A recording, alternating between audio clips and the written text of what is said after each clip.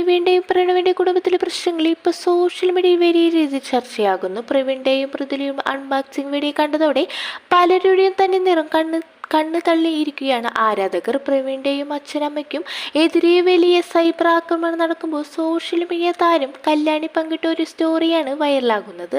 ഇൻസ്റ്റഗ്രാമിൽ 10 ലക്ഷത്തിനകം ഫോളോവേഴ്സുള്ള റീൽസ് താരമാണ് കല്യാണി. കല്യാണി ഇട്ട സ്റ്റോറി ഇങ്ങനെ: മറ്റുള്ളവരുടെ കുടുംബ പ്രശ്നങ്ങളിലേക്ക് എന്നെ ദയവായി വലിച്ചിടരുത്.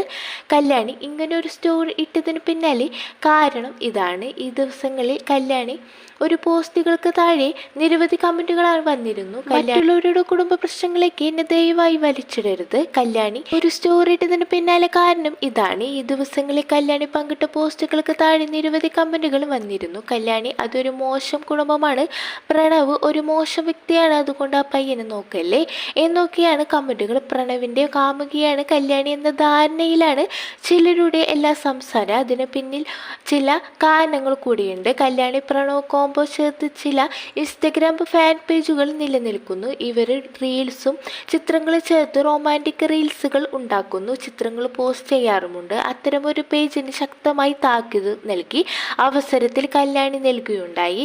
സത്യത്തിൽ ഇവർ തമ്മിൽ ഒരു ബന്ധവുമില്ല, ഫാൻസ് ഗ്രൂപ്പിൽ ചേർന്നുണ്ടാക്കുന്ന വെറും കോംബോ മാത്രമാണ്. ഇവരുടെ കുടുംബ പ്രശ്നങ്ങളിലേക്ക് കല്യാണിയെ വലിച്ചഴിക്കരുത് എന്ന് തന്നെയാണ് കല്യാണി ശക്തമായി മറുപടി നൽകിയത്.